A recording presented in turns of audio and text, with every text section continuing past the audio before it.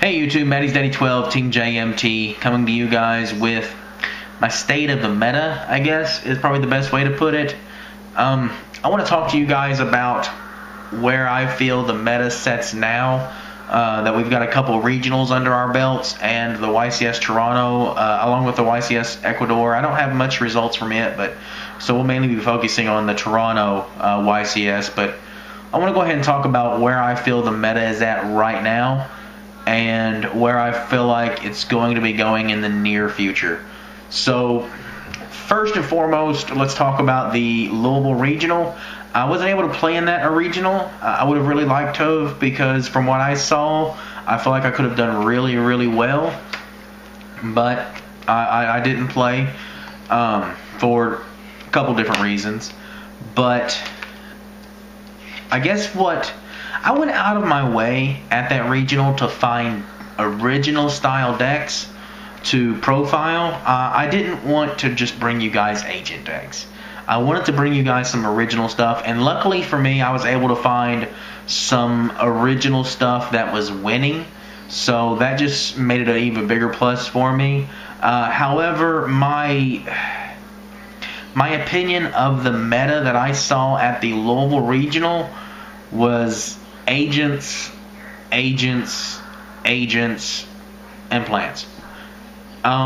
It was mainly just infested with agents. I mean, in fact, I saw one guy that was sitting at the top tables for nearly the entire day playing agents, and I could almost assure you guys that he had nothing more than just 3 of the agent structure decks just thrown together and made a deck out of it. I saw very little skill out of the guy, and he just was playing the agents for what the agents did. So, me and Moses Says What was talking about this when preparing for the Louisville Regional, and I feel like since the introduction of the fairy structure deck, it's made a lot of bad players good, and that makes for a really bad meta, because once you do that, those bad players are all going to gravitate towards that one deck that's going to make them into good players, and that's what you're going to see the most of, especially towards the back tables and the early rounds. That's what you're going to have to face, and it just becomes really, really aggravating when you go five rounds deep and you've played 3 agents of those 4 rounds or 5 rounds. It just gets kind of repetitive and just kind of dumb. The plant synchro I kind of expected, because I really expected it just to be people that had it last format and didn't feel like building a new deck, so just kind of made the changes for the format and went with it. I didn't see a lot of tour guide at the Louisville Regional. The few decks that did have tour guide were, of course, setting at the top tables.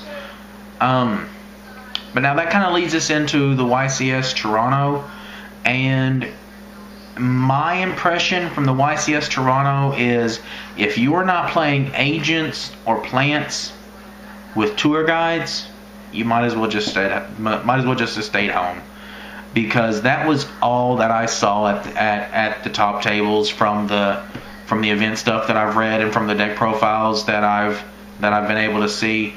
If you weren't playing those, you might as well just stayed home. It seemed like everything there that was winning was playing 3 tour guide, and the agents and the plants. There was one anti-meta that made top 16, but I believe that was as far as it got, was top 16. But yeah, I mean, it was just, from the results that I've seen, it's really just kind of absurd to see. I would love to see the ratio from the top 32 of the Toronto YCS, because of tour guide versus pot of duality. Because the best card I feel like to compare tour guide to right now is pot of duality a year ago. Because if you didn't have pot of duality 8 months ago, a year ago, you weren't going to win. And right now, I feel like if you don't have tour guide, you're not going to win. So, or at least as far as the open meta is concerned, I feel like a stun player can answer that tour guide. But as far as the open meta is concerned, I feel like if you don't have tour guide in your deck, you're not going to win. And I would love to see right now the number of tour guides that was used in the top 32 decks from Toronto versus the number of pot of dualities that was used in the top 32 of Toronto. I would love to see that ratio right now, because I feel like they would almost be even, if not more, leaning towards the tour guides. I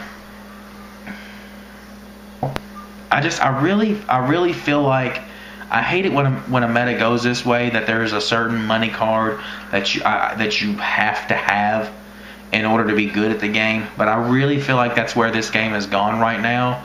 And I feel like right now tour guide is kind of that money card.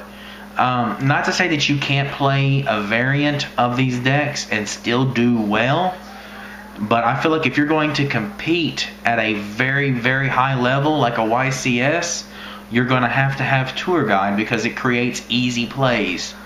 I feel like you can still build those other variants and play at a regional level and do very well, but I don't know that you'll be able to play those variants at the YCS level and do well. So that leads us into the YCS Columbus, and I feel like we're going to have the same issue with that YCS, because not only are we going to have the tour guide agents and the tour guide plants, but now we're also going to have the Dark Worlds, who are going to utilize tour guide also. And I feel like all three of those decks are going to be really good. And I feel like those are going to be the three decks that you're going to have to prepare for.